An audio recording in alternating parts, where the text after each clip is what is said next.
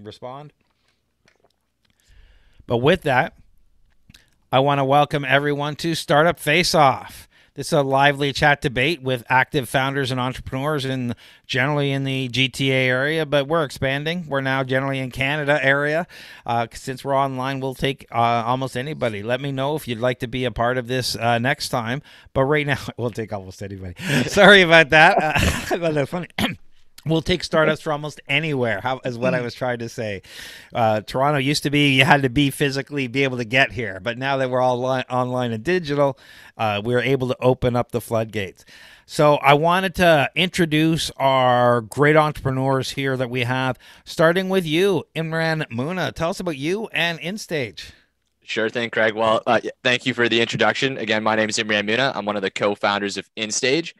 And what InStage does is we build simulations for students primarily to develop their communication skills in. And so when I first met Craig, InStage was doing a lot of work in virtual reality. So having people put on headsets, experience what it's like to be on stage, giving a presentation, or in the room with their next potential interviewer.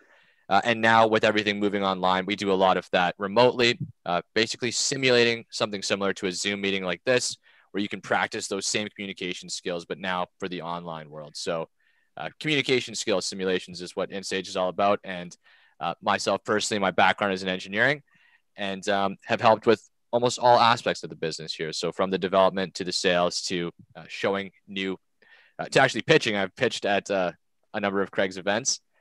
And yeah, it's good to be back here tonight, Craig. So looking forward to this. Yeah, it's funny. I don't remember how long, we've been connected in out of the community, and I don't actually remember how we met, but I do remember having you on the podcast early. I do remember you guys pitching at the CNE Emerging Innovators Pitch Competition. I remember you at the TELUS 100K pitch competition. I Did the circuit there remember, for sure. yeah, I remember you at our VR and AR summit a couple of years ago, alongside Microsoft and a few others. So it's been a while in and out. But it's great technology, and I always love to see how it's progressing and how different industries are using it. Thank you. George, why don't you tell us about yourself and Cast? Thanks for the introduction, Craig. Nice to be here. Nice to meet both you guys, Imran and Ali. George Boutsalis, I'm the co-founder and CEO of Cast. And Cast is a new social media platform, and we are approaching social media by way of social voting. What we're doing is we're essentially trying to eliminate the friction of participation. We believe that, number one, there's a lot more unhealthy discourse online now more than ever. It's tougher to be honest these days, tougher to share contrarian opinions, tougher to be impartial, a lot of biases and some of these inherent issues. We're not trying to create the Wild West and decentralize social media, but we're trying to create a place where people can share their honest, unique perspectives without the fear of reprisal and judgment. So essentially what we do by way of polling and voting is allow people to raise questions, bring up debates, hot topics, what have you, social issues, news, current events, and allow users to participate by way of anonymous voting. And we do that in essence to remove the fear of reprisal and the fear of judgment. All votes are anonymous. When we allow people to dive into the dialogue and conversation, their name is attached to it. Some people do enjoy participating in conversation online, obviously, but we don't want to create that friction where they have to and someone's attached to it. If you want to participate passively and just kind of jump in and share your input, and that's it, we have a platform for you. And we're also trying to bring some objectivity and transparency back to the social media landscape. And by doing so, we're displaying some demographic data so users can interpret the facts as they're presented and they can formulate their own opinions. We're not going to serve a subjective one side of the narrative or a trending topic that's not as visual. We're going to let people see what's going on in both sides of the conversation and interpret as they see fit. So that's the things we're trying to solve with social media today. It'll be interesting to see the adaptation and how the audience takes it. For sure. So far, the signs are pretty strong, but obviously early days, closed beta, moving to open beta. We're not getting ahead of ourselves. We're trying to find the pain points right now and the sticking points and continue to evolve and iterate the product. But so far, the traction has been pretty good. So we're hoping to continue on that trend. And speaking about voices being heard, let's talk about Ali. Why don't you tell us about yourself and TapeReal? Sure. My name is Ali, and I'm the founder and CEO of TapeReal.com. TapeReal is a new social platform that helps creators share audio and video content, and they can instantly monetize their social influence, knowledge, and creativity as well. So there's no minimum requirements like YouTube or TikTok in terms of subscriber base. We've made it a very simple process to monetize any sort of audio video content that you may want to online. So you can monetize as early as today, and there are no ads or mining of your personal data as well. So we respect your privacy.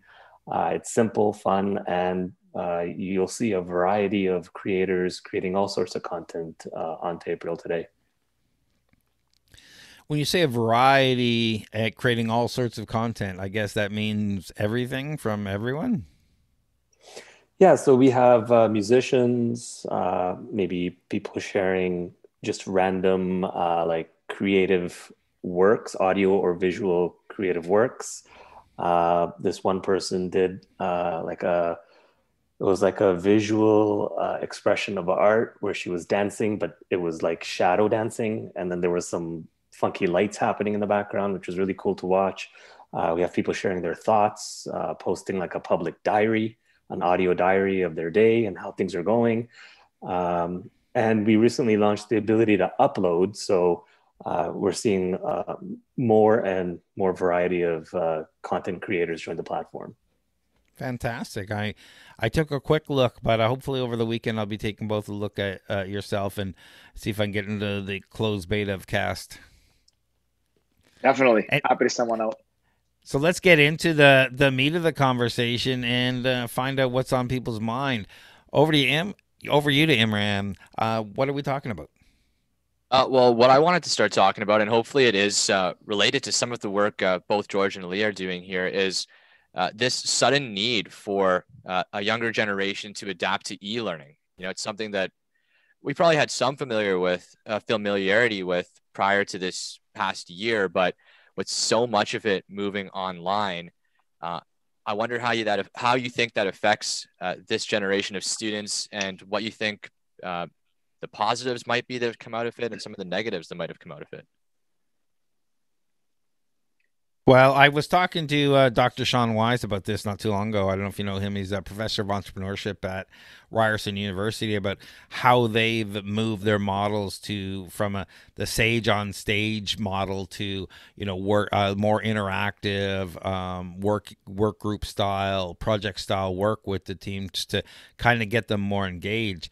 But I think the tools, while they're growing in leaps and bounds, the students that right now that are in school, and I'll take them as advantage, are at a disadvantage because the educators, the system, how we educate has never been made proper for absorption over these media. So we're not trained properly to, all of a sudden we're thrust into situations, say, no, the kids are not in front of you anymore. They're on Zoom and they can mute when they want to or turn the camera off when they want to, and you can't see when they're on their phone.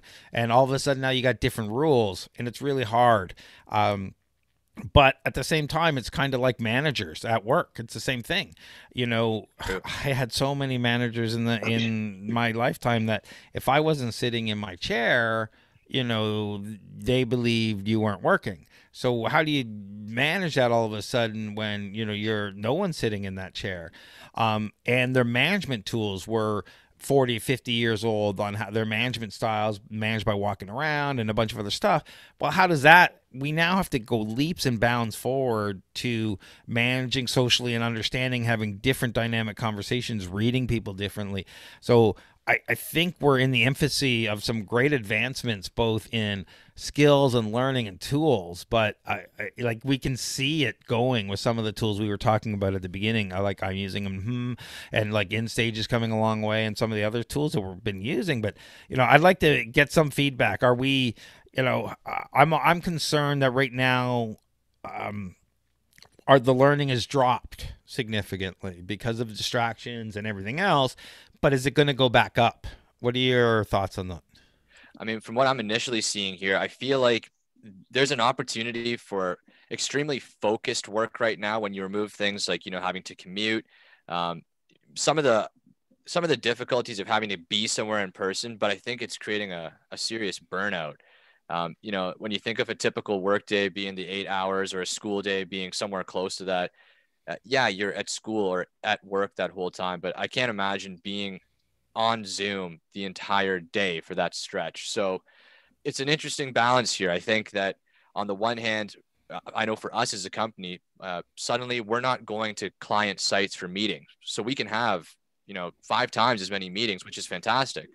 But you're putting a lot of focused effort into a much smaller amount of time. And so you reach, you know, instead of 5, 6 o'clock, 7 o'clock at night feeling, okay, you know, you're tired, the day's done.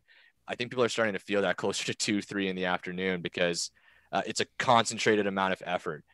And I think technology has helped, you know, facilitate a lot of the interactions that we're trying to keep happening that used to happen in person. But I've learned some other techniques over this time that have been useful. I'm not sure if you've heard of this Pomodoro technique, Craig.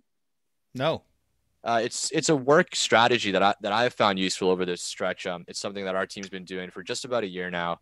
And it's the idea that you work in 25-minute periods and then take a 5-minute break. I think there's different names for it. And it's somewhat integrated into the agile workflow a lot of tech companies are starting to adapt to.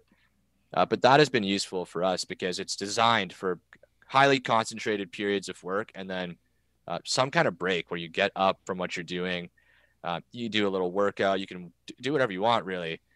Take a break for those 5 minutes. And then suddenly it's not continuous, nonstop, never walking to the coffee shop type work, because I think that does get exhausting. And for students, I can only see that being exacerbated by not being able to see their friends.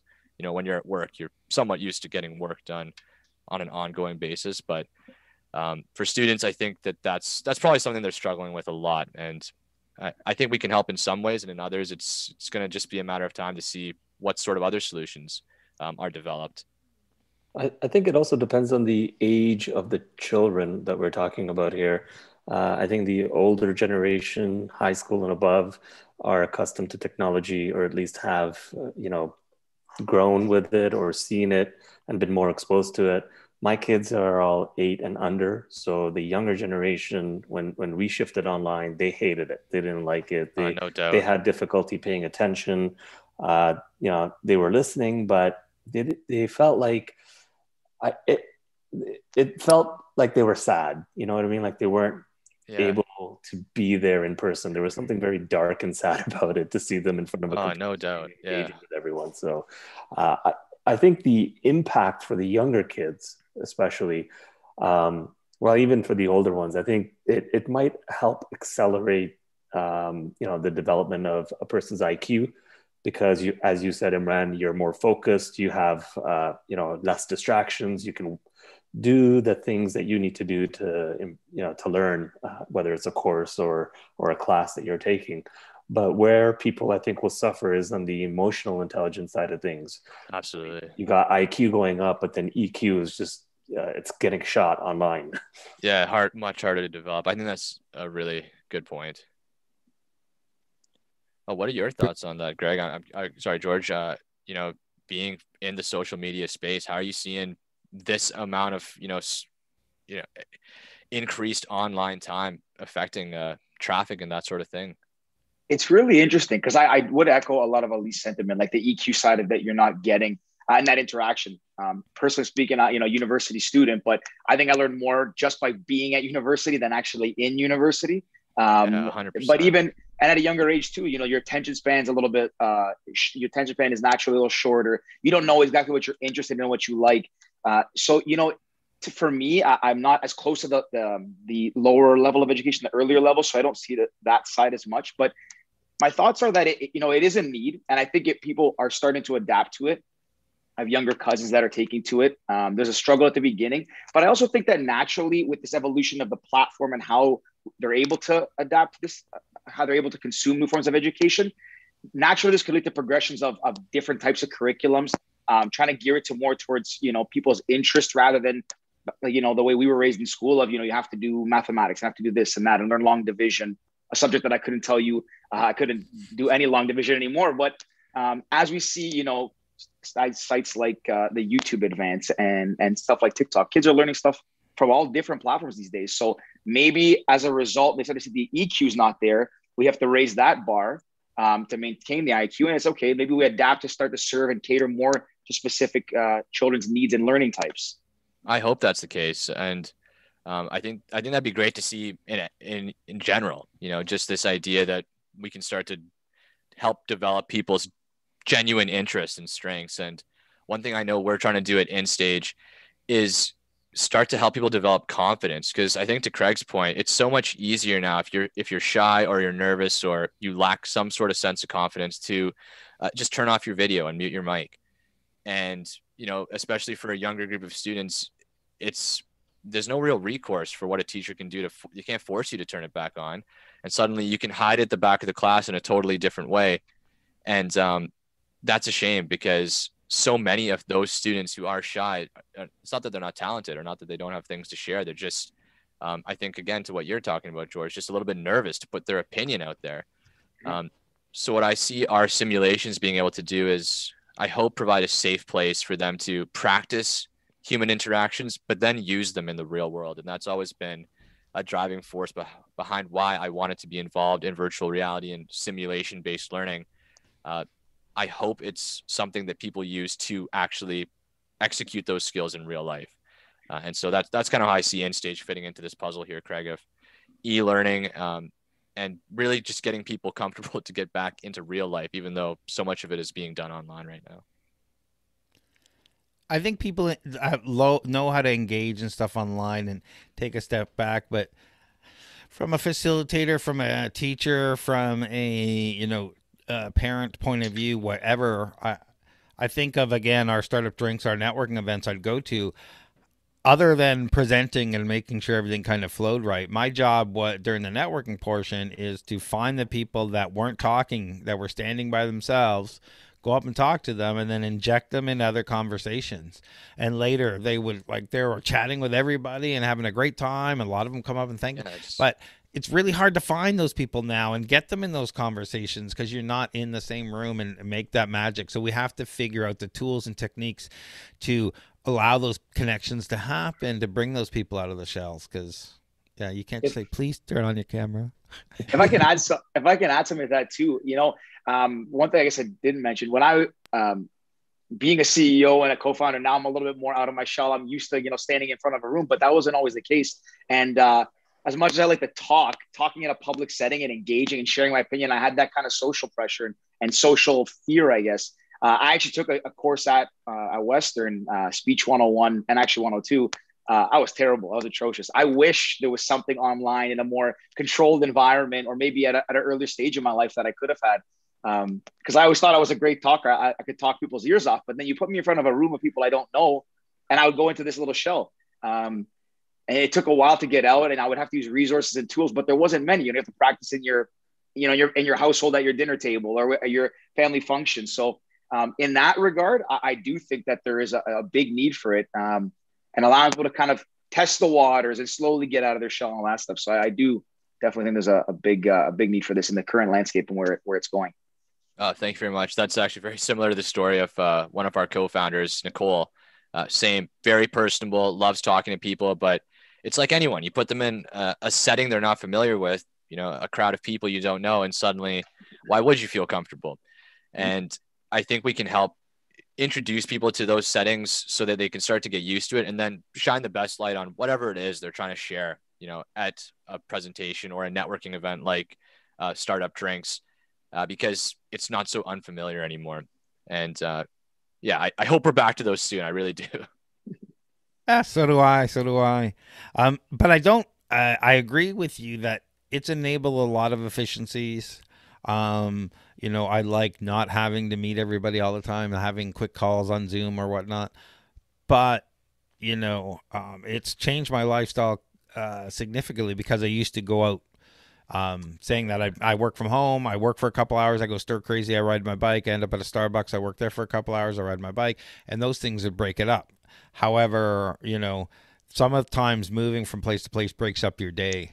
versus, going to the kitchen, have a break. But if it's your kitchen and you don't see somebody else versus a co-working space or an office where you actually get to talk to people, you're not getting that mental break. So hopefully we're figuring out how to do those things electronically. How do we get those mental breaks? How do we have that 5-minute chat with your girlfriend or whatever that's differently away from this? I don't know. How do we do those things and integrate them in the day? And I'm hoping that technology comes along.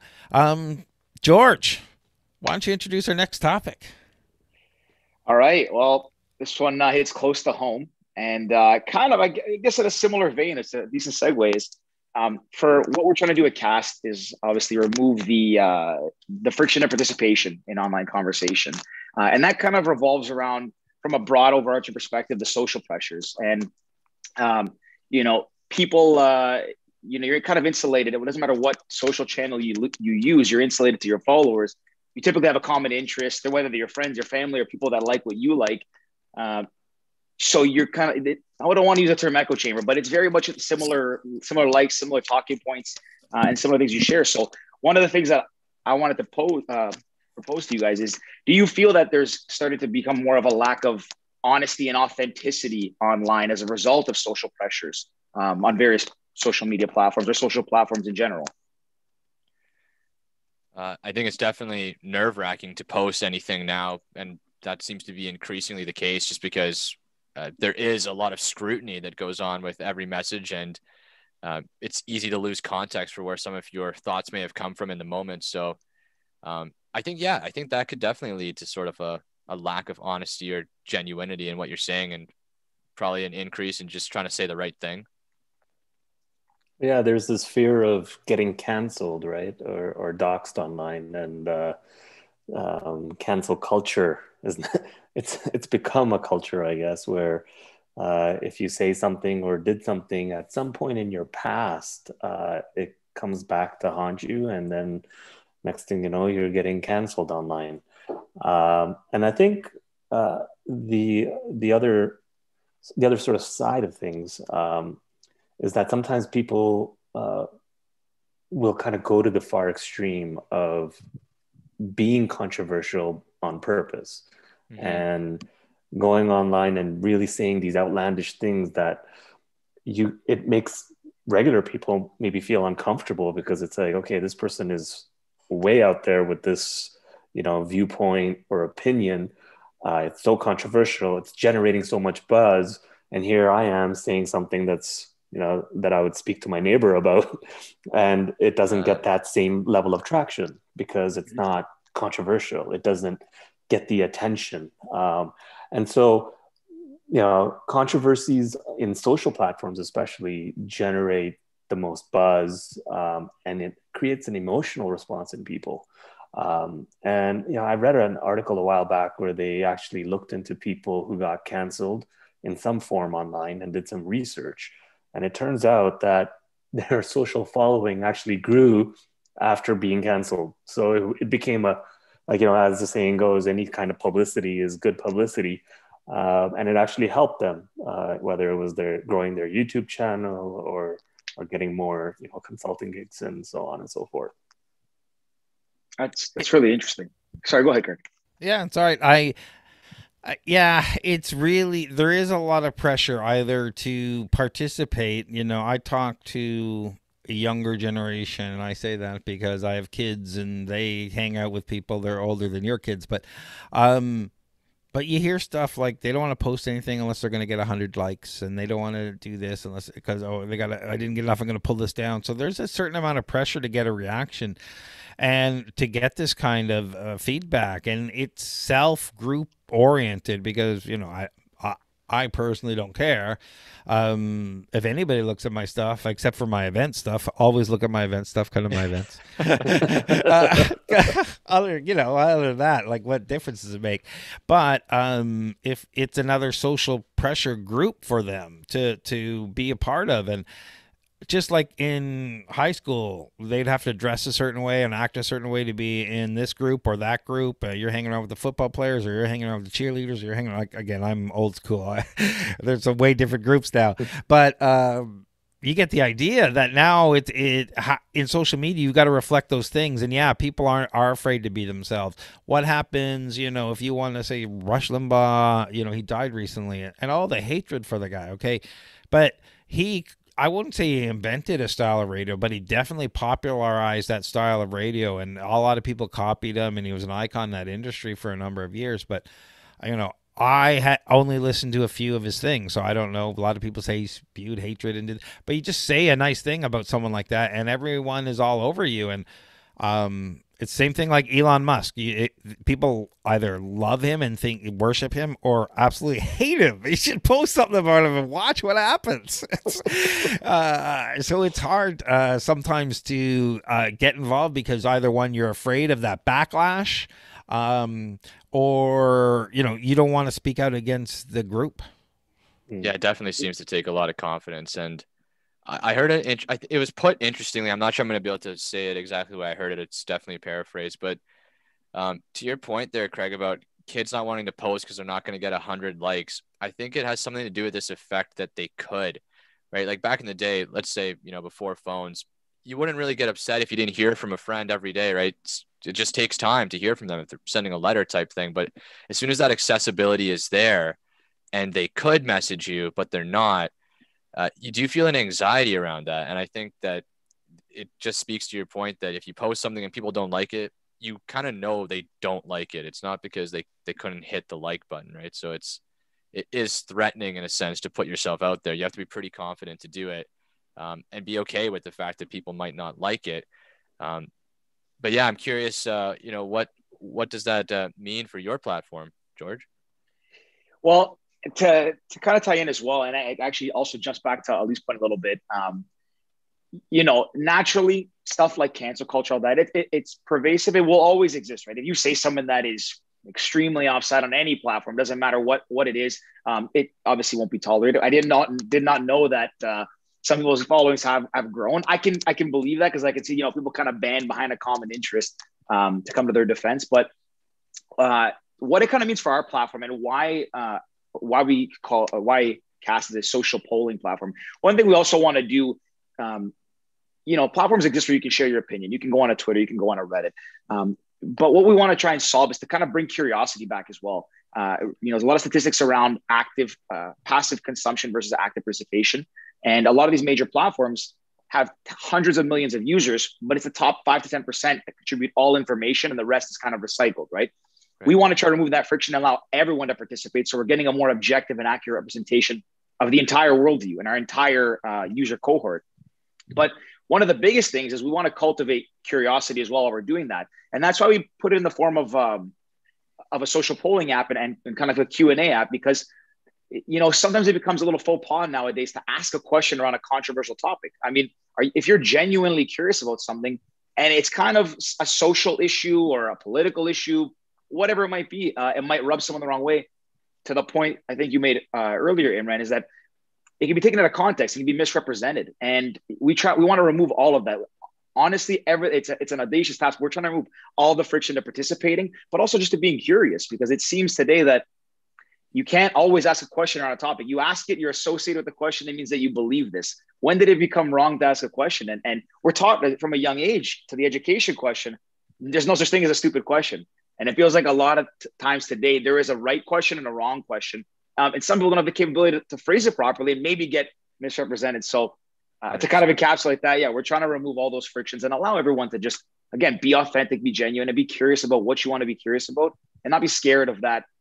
If I didn't word this right, or if I didn't, if I post this and not 100 people don't respond, was it a bad question? No, it's out there in the universe. You want to find out. If one person responds or 100, makes no difference. Well, one of the things we did with and yeah, there we go.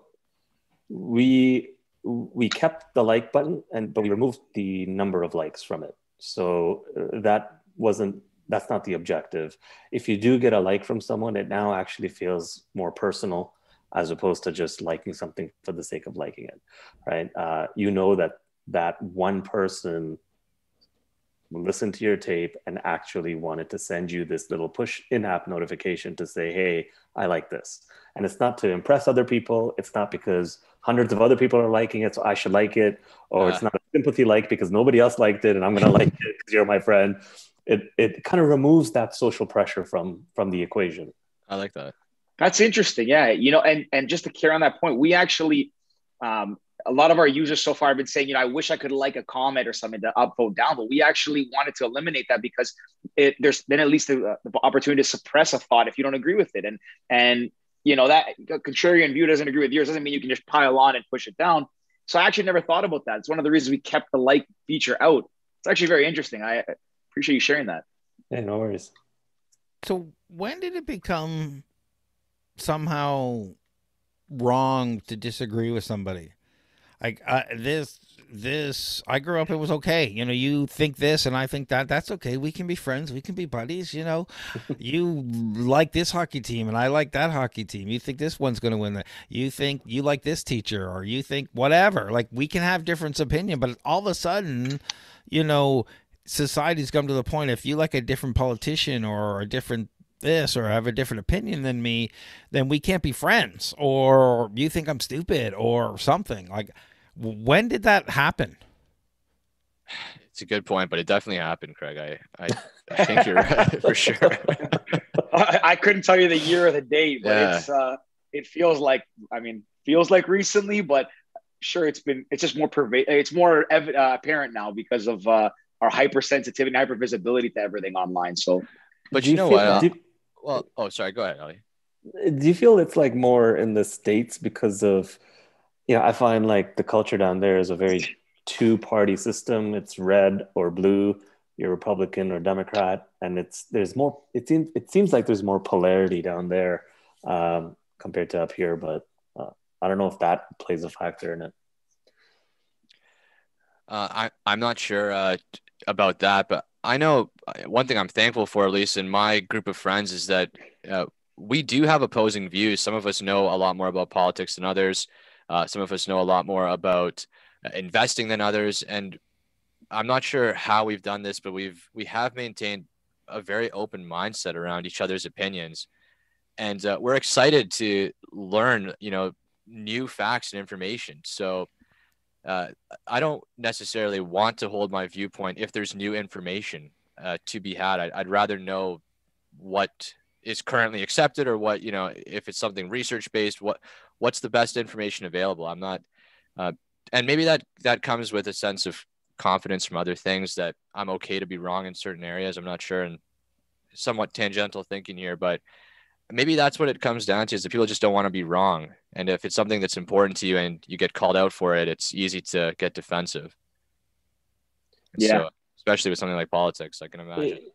If you want to get a little philosophical on this, and or maybe psychological, but I think it also stems from people needing more meaning in their life, and so they align themselves to certain causes or certain viewpoints, and they take it so seriously that it like defines them. It gives them identity. It gives them a reason, a raison d'être, right? Yes. So it makes more sense than you think. Yeah, if you kind of like peel away the layers of the onion, sometimes that is where this is, springing from, is people just don't have that sense of meaning in their life anymore. Well, it's the death of the nuclear family. It is what we're having. So, some people know, I used to run a company called Simple Suitor way back when, and we made experiences that surprise and delight on every situation that got people talking, because loneliness is a problem. Over 50% of North Americans live alone. Over 50% of people who self-identify as being single haven't had a date in over 2 years, and I would bet that's significantly longer right now. I mean, people don't connect and they don't communicate, and we desperately need that, because connecting, just talking, just smiling, having that conversation with somebody in that coffee line is more important to your health than diet and exercise. It'll kill you not having those connections. So it's way more important than we give it credit for. Yeah. Go ahead, Imran. No, go ahead, George. I was just gonna say, it's true.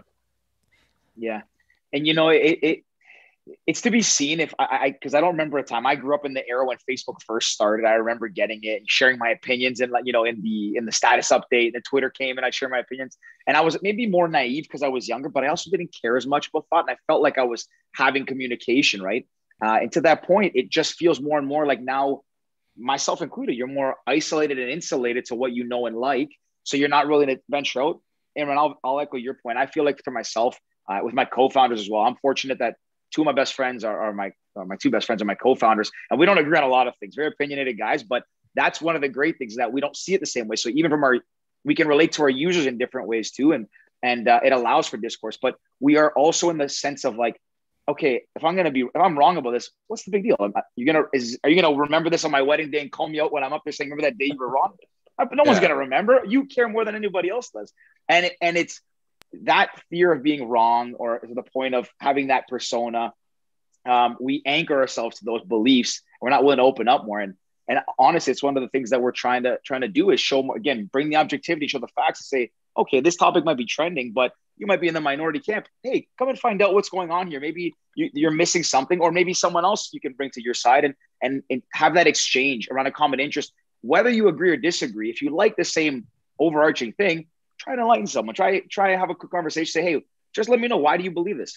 Cool. Don't agree. Have a great day, and I'm going to go this way. And try to bring that back to the middle. And it seems like we'll see. Maybe that's the difference. It's how you're presenting it there, because that sounds, maybe difficult but enjoyable, right? You're going to learn something and not feel like you've lost your sense of direction by being wrong. But like with what Ali's saying, if that argument is made against something you take very seriously, in the wrong way or too harshly, I can see why people would start to, really, really take that to heart. Because with our friends, I mean, we're a harsh group of friends on each other. Like we'll chirp each other every chance we get, but it comes from a good place. Like we want each other to be better, and that's why we tell each other, new pieces of information. It's like, hey, did you know this? And it's a fun exchange of ideas. Whereas I'm fortunate not to have seen too much of this, but I'm sure there's a toxic way for that exchange to take place, and that it could have a really negative effect on how you think about yourself and the things you believe in. Yeah, it's just funny that it happens so much. I think that's the basis of healthy relationships. And when we try and grow, we surround ourselves with people who have different opinions and will challenge us so that we can have better and expanding opinions. Even startups, I run an accelerator program, and almost every time, first, second week, we get them out to startup drinks and they pitch. And every time there's one or two people who come after me and said, you know what this person said, that this jerk said this and this jerk said that about my company. It happens every time because they're pitching almost for the first time in front of so you let them cool down for a day or two, and you come back and say, okay, now what are you going to do next time someone says that? But if it's not your company and it's not your thing, maybe you don't develop those muscles to respond well to that. So, as a society, we need to be able to respond well to someone having a different opinion, to be able, okay, why do you think that? Why do you think that? So I can have a different, like someone will say, well, working at home doesn't work for me. Well, why not? Well, I've got 4 kids and a husband, and they're different ages, and we don't have this, and, we don't have the space. Oh, okay. Well, that's a completely different story than I had in my head. And we're all coming from different situations. So the only way to learn, and that's one of the things I like to surround myself with people, and I've always told the leadership team on TorontoStarts, is always tell me when I'm wrong. Maybe not right when I'm on stage saying it, like unless I have the date wrong or something, but tell me if I did something wrong or whatever. Well, absolutely. They know, but because they've known it, because I don't want yes people, because that doesn't help me improve. That doesn't help me engage my audience. That doesn't help me build a better product. It just makes it worse, honestly, because you're never striving to improve. So you want a little bit of conflict in that so you can actually grow as a human. 100%. Yeah, I'm glad you said that, Craig. I really agree with it. So over to you, Ali. What's next? Okay, so I had a question. Do you guys think celebrity and sports influence is dying, especially in during the pandemic or up to today? I think it's changing. You know, take a look at films. You talk about celebrity. What was the biggest tentpole film released recently? I think Wonder Woman. Unless you guys can tell me otherwise, there might be a bigger one. And it only made like 20 million first weekend. And you know, if it opened the last one that opened made like 200 million opening weekend.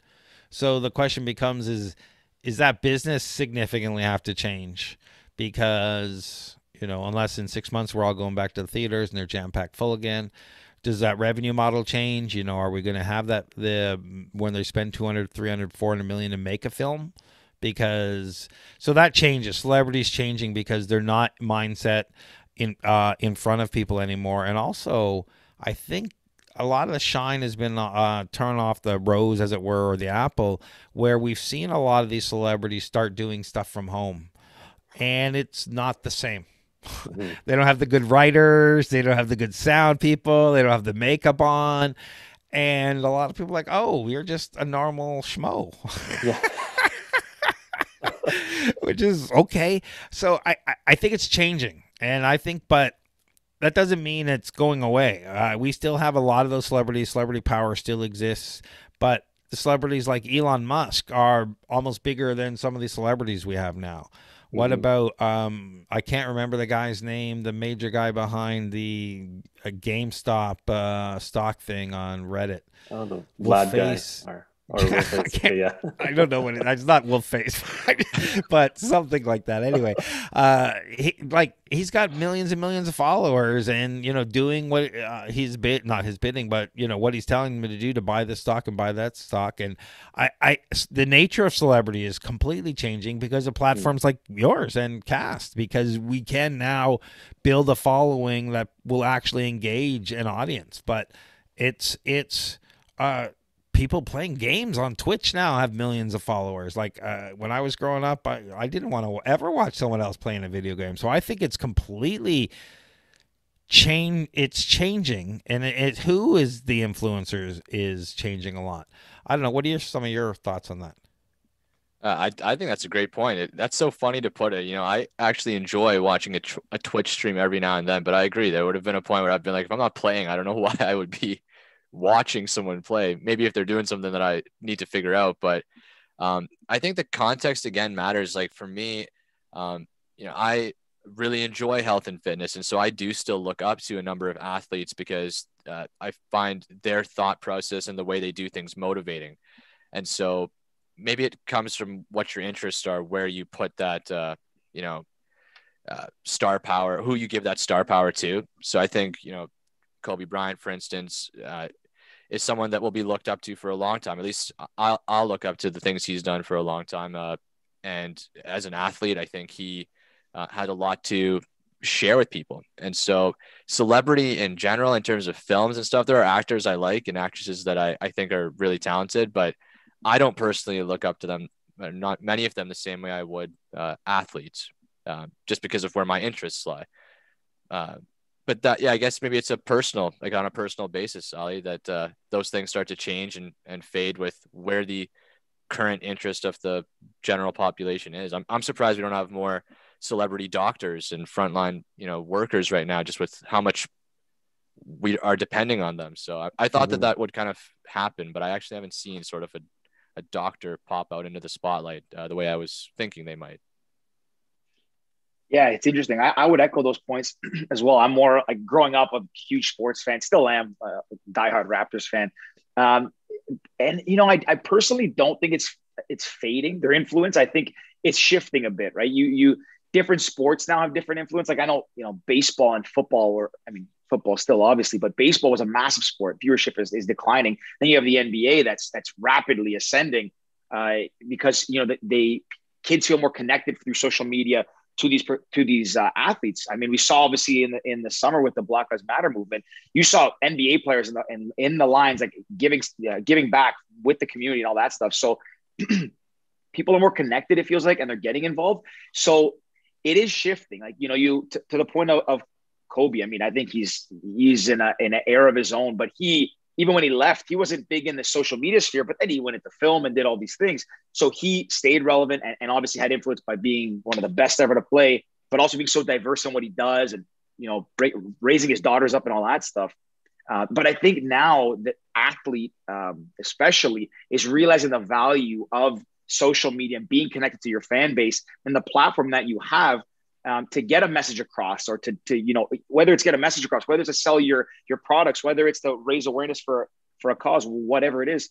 So I think that, to be honest, I do think the influence that they have is shifting, but I still think it's as big as ever. I just think it's less about maybe the on-court production from an influence level, because it's still important and it makes you earn the big bucks. But if you have a huge social media following, I can use an example of Juju Smith-Schuster, who's a huge NFL player, but an avid gamer. He probably has an equal following of each, and he's maybe not the best receiver, but he knew how to tap into that. So from a sports side, I think I can speak to that side more. And I do think that the influence is, shifting, but definitely still very relevant. That's a really good point. Yeah, when it came to sports, I found it hard to just watch some of the, like, without the crowd being there and the ambiance and the pressure that comes from kind of being in a stadium with people cheering and the drama that comes with it. Without that, I found it very difficult to watch the sports. And so as a result of me not watching it, I felt like, the influence that athlete might have on culture or people is shifting. And as you said, George, like now they're diversifying or looking for other channels or ways to engage with their hardcore fan base. Yeah, That's a good point. Yeah.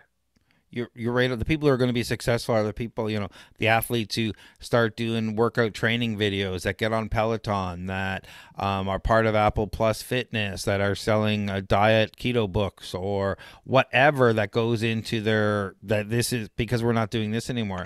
And Ollie, I used to watch a lot of sports, but as a rule, we don't have live TV, and not as a rule just because, I don't like living by someone else's clock, and it becomes a whole other thing. But with Netflix and everything else now, why do you need it? But for sports, so easy enough. I'm gonna like to go sports fan. I'd go out to a local bar, and guess what? We're not doing that anymore. So I think a lot of that has gone down, viewership in general, just because you don't have the same camaraderie around the sport you used to. I used to get together on Sundays with a buddy of mine to watch football, or we'd go out to watch a hockey game in the evening or whatnot. Again, I'd go watch a couple of periods of hockey over a couple of beers. Those are the only times I'd really go out. But I don't do that. So the fans lose it. So how do they get those people back that are casual, and are they doing talk shows on the radio? Are they doing social media? Are they on YouTube? If they're not, their celebrities going down. But if they're on Twitch and they're playing, I'm now doing this here, great, because you can convert a lot of those fans. Mm-hmm. So I think, the people who do that will definitely do well, and the other ones, who knows? But I think the nature of celebrity is you have to be. It's like they're being deplatformed. It's like, the music industry used to make all the money off the songs, but then they had to make all the switch to making money off touring and merchandise. And when touring stopped, they're kind of hosed. But I think celebrities are going to have a similar type of thing where they're going to have to switch. Are we going to see more plays, more comedy tours, more stuff where they're engaging their audience more locally? I think it'll be interesting to see what happens. I personally think exclusivity is going to, the more scarce the celebrity becomes, the more people are going to want access to them. And so because our culture is now shifting in a post-pandemic world or during the pandemic, with all of these things sort of dying down, it now comes down to exclusivity. So maybe it's well, maybe in that sense, then it's how these NFTs, I'm not sure if you've heard about this, are starting to take off, and seeing Kings of Leon selling NFT tickets and that kind of thing really might start making the impact that you're saying there, because it does add that extreme exclusivity to things. It's interesting to see what's going to be happening with those, and there is a lot. NFTs are the new ICOs. There's a lot of scam stuff happening with it, but the technology has some interesting potential applications. Dorsey selling off his first tweet. What exactly does that mean, and how is that going to work? And that kind of thing sounds ridiculous, but in a new original work of art or song or whatnot, there are new stuff, but some of these stories we're hearing about, these things that exist already. Banksy selling a digital art that he's going to burn a physical copy, and then that digital versions are out already. I don't understand the anyway, it'll be, the technology behind it is interesting. How it's being applied right now and the stories and scams that are happening will be we'll have to see it shake out. Seems like during this pandemic, everyone's just finding something they can invest in or buy, or it's, to your point, actually, I kind of revert my point a little bit. Craig, you laid it out well. Viewership is on the decline, and on that topic, like the Super Bowl, I was shocked. One of the worst viewerships ever. And you would think that people are home doing nothing. Like they couldn't turn the Super Bowl on. And it actually, I think in the last few years, it was like the lowest viewership. So, it's interesting that maybe you're right. Maybe attention is going from the sport aspect of the game to finding out, okay, I'm more interested in NFT or the NFTs. I can't remember the abbreviation. And all these things, right? Tokens. That's the one. Yeah, but I think maybe it is shifting. Well, I think you nailed it with that, actually, George. Is that it's maybe not going anywhere in the sense that we won't have celebrities, but they're coming from a different place. Like we're not watching TV as much. We are on Instagram or TikTok or whatever it is, and if you're making a name for yourself there, it's just where you'll be seen. So I think people are taking breaks. Their break is away from the bigger screens. Where it used to be we'd come home for work, flip on the TV or whatever. Like for me, I'm looking at a 43-inch screen right now. We'll look at you. It's my monitor. It's my TV. It's my entertainment. So when I want to take a break, I don't want to be looking at this thing. I want to be doing something else. So your phone isn't as big of a deal. A tablet's not a big, because it's small and in the way you can do something and leave. But I think the big screen is losing viewership because we are focused in front of a big screen so much of our day. Fair enough. Yeah, very good point. Very good point. Yeah, I don't find myself watching Netflix as much anymore. I mean, I think in the beginning when the pandemic started, it was like, oh, we've got so much time. Okay, let's go through this series and watch this and watch that. But then over time, it just, has slowly started going down and down and down to the point where I think I've turned on Netflix maybe once in the last 3 or 4 weeks. And interestingly, I think Netflix recently came out with something now where they're only playing like a short segment or only funny portions of certain shows or movies. And it's almost like a TikTok feed of like snippets of movies and shows just to get people, I don't know, like, it's almost like removing all the fluff around things now and getting to the point quickly, because people don't want to spend 3 hours of their day. Yeah, maybe after you spend like 8 hours out on the road and doing everything, going to work, dealing with people, fighting all those battles, you come home, you want to vegetate, you'll watch a couple hours of Netflix to just kind of numb your mind. Yeah. But when you're home all the time, or when you're on a Zoom call all day, you don't want to go back to a screen at the end of the day because you don't feel the need for it. Fair enough. It's a good time to pick reading back up or something like that. Right? Yeah, anything. Exactly, I think audiobooks and podcasting and all that stuff, anything where your eyes aren't looking at the screen are really, that's why Clubhouse, I think, is popular. It's a break from the video, and you don't always have to be on screen. Plus, it's a chance to see or hear celebrities or talk to them. Are you on Clubhouse, Craig? Absolutely. If any of you guys have an iOS phone and want to invite, just send me an email. I'll shoot you off one. All right. Go ahead. No, go. Sorry. Go ahead, Craig. The jury's out on it for me. Likewise. I think the controversy around it is starting to happen now, and I think cancel culture, as we said, is a real thing.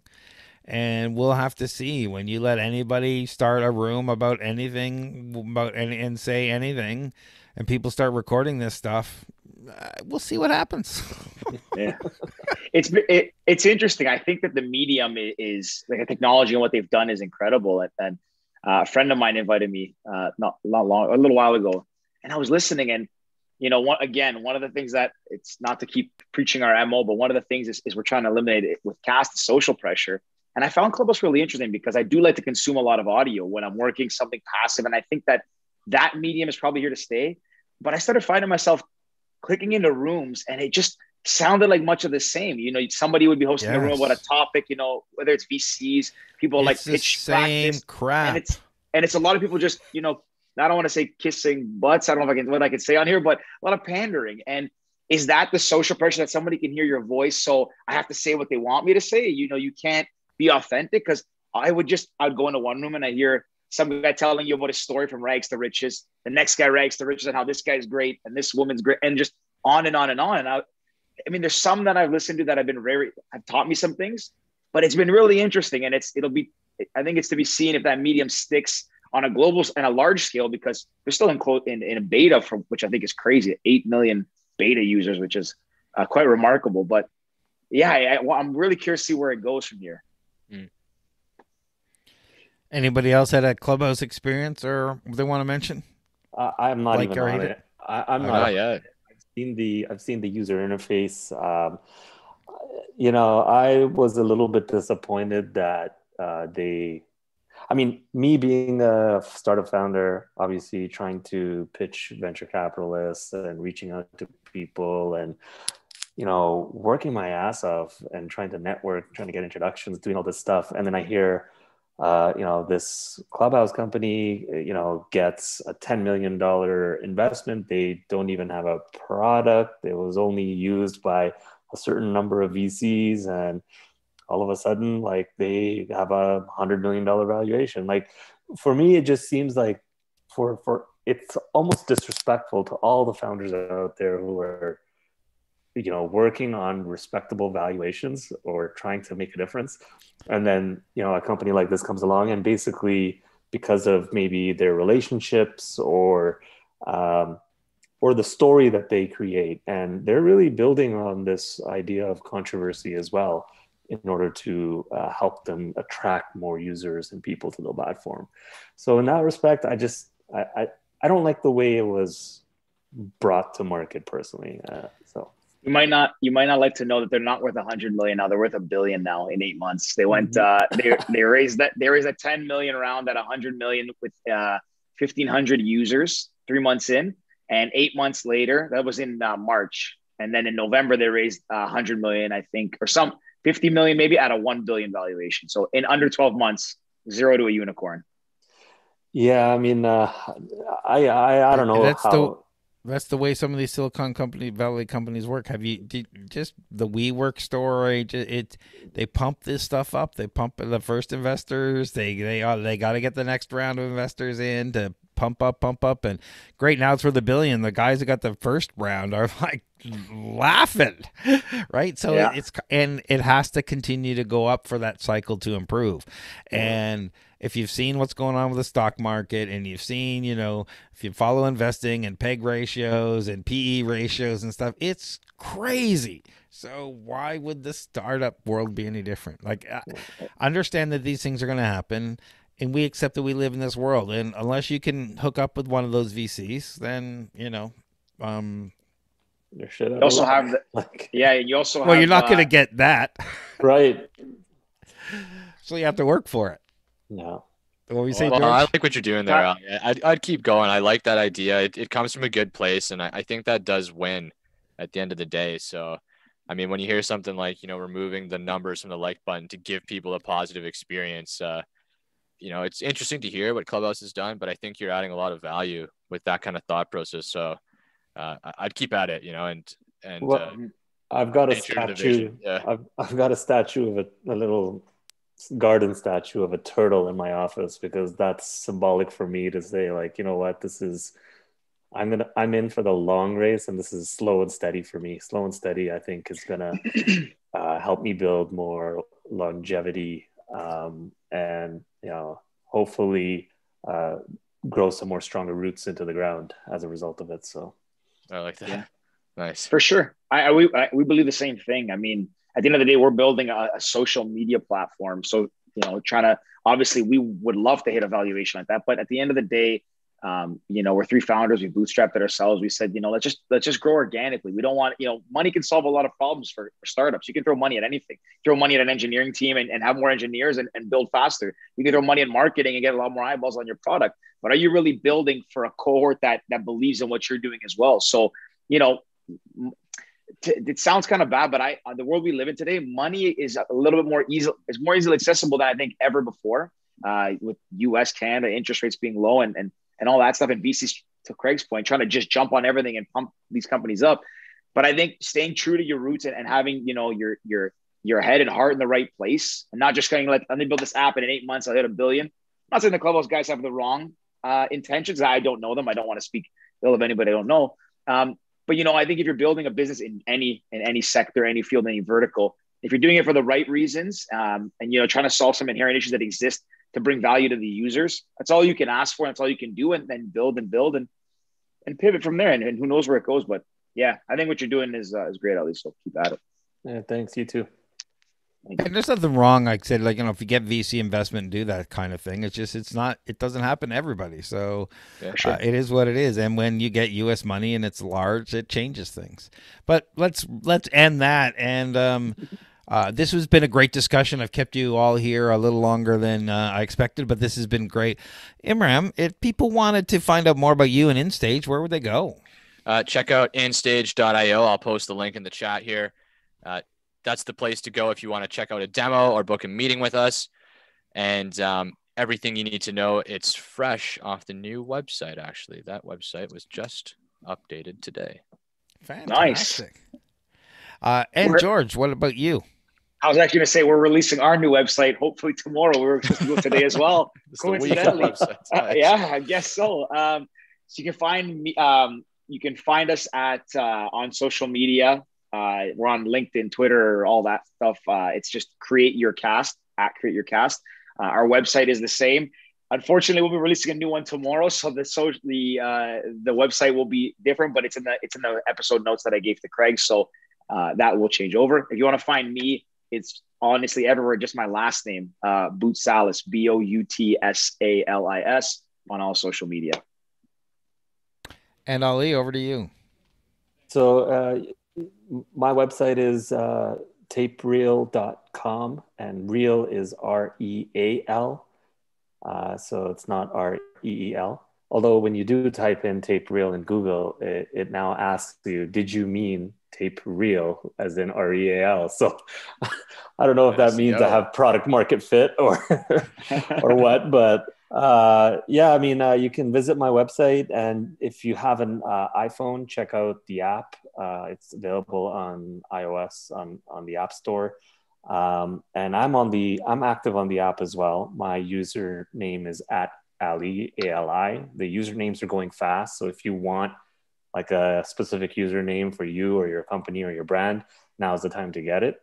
I am active on LinkedIn, not so much on Twitter, definitely not on Facebook. And I'll occasionally post a picture on Instagram, but nothing serious. So LinkedIn and TapeReal.com is where you can find me. Fantastic. Thank you, everyone, for taking the time tonight. This was a great conversation. Let's hope we'll all do it again soon. Thanks a lot, Craig. Hopefully in person. Yeah.